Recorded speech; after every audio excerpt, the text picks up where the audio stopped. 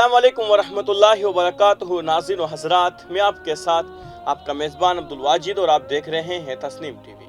ناظرین، آج کی ہماری خاص پیشکش اسلام کیا کہتا ہے میں آپ کا استقبال کرتا ہوں۔ انسان گناہ کر سکتا ہے، مگر بہترین انسان وہ ہے جو گناہ کرنے کے بعد اللہ تعالیٰ سے سچی توبہ کر لے۔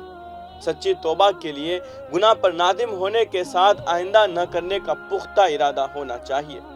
سچی توبہ کے بعد بھی انسان غلطی کر سکتا ہے، مگر ہمیں اللہ کی رحمت سے مایوس نہیں ہونا چاہیے۔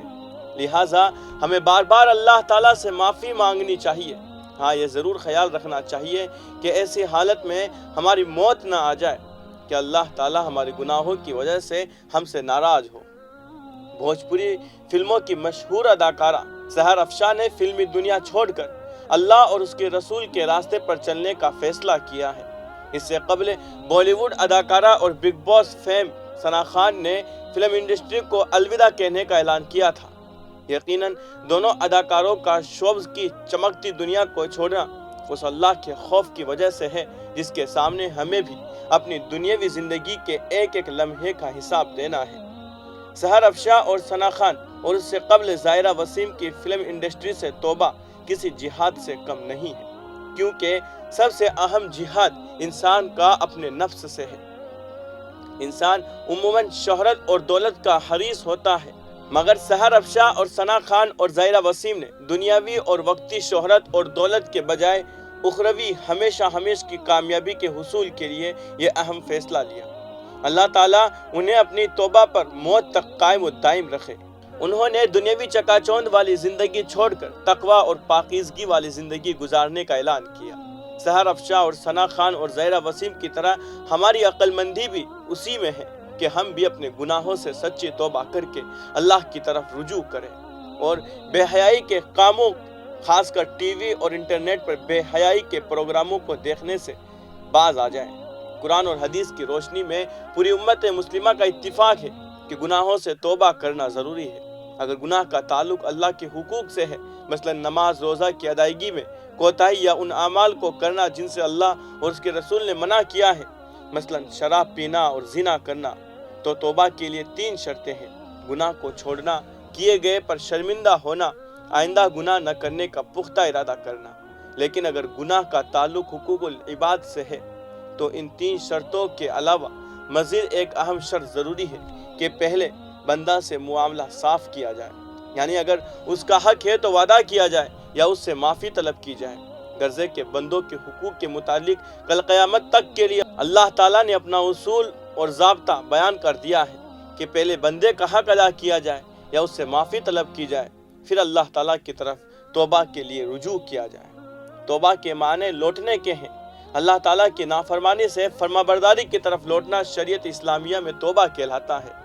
حقوق اللہ میں کوتاہی کی صورت میں توبہ کی صحیح ہونے کے لیے 3 شرطیں اور بندے کے حقوق میں کوتاہی کرنے پر توبہ کے لیے 4 شرطیں ضروری ہیں۔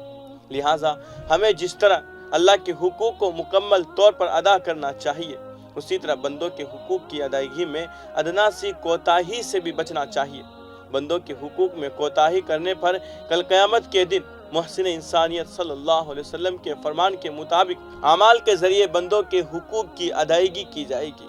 اللہ تعالیٰ نے اپنے پاک کلام میں بھی بار بار ہمیں توبہ کرنے کی تلقین فرمائی ہے۔ اختصار کے پیش نظر صرف 2 آیات پیش ہے۔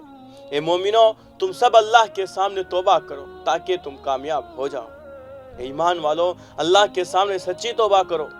بہت ممکن ہے کہ تمہارا پروردگار تمہارے گناہ معاف کر کے تمہیں جنت میں داخل کر دے۔ پہلی آیت میں اللہ تعالیٰ نے ارشاد فرمایا کہ توبہ کرنے والے کامیاب ہیں۔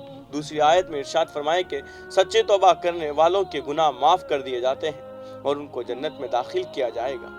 حضور اکرم صلی اللہ علیہ وسلم نے ارشاد فرمایا، اے لوگو، اللہ کی بارگاہ میں تم توبہ اور استغفار کرو، میں دن میں 100 مرتبہ توبہ کرتا ہوں۔ اسی طرح فرمان نبی صلی اللہ علیہ وسلم ہے، اللہ کی قسم میں اللہ تعالیٰ سے ایک دن میں 70 مرتبہ سے زیادہ توبہ اور استغفار کرتا ہوں۔